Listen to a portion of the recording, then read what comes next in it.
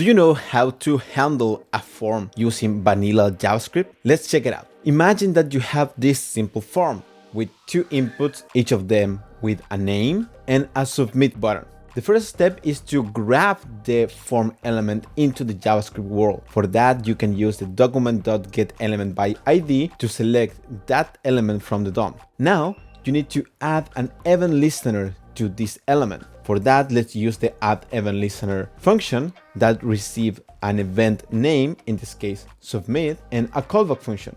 Now let's create this callback function, name it as onFormSubmit. This function will receive an event as argument. Now you can grab the data of the form from that event using event target with the form data object. Let's create a data variable here, equal new form data past event target inside of it, and now you have all the data you need. But you can't just console log that variable. You need to access the form data object. For that, you can use something like object from entries and transform the entries of the form data into an object. Or you can traverse the form data using a for each to be able to retrieve the values and, for example, console log them.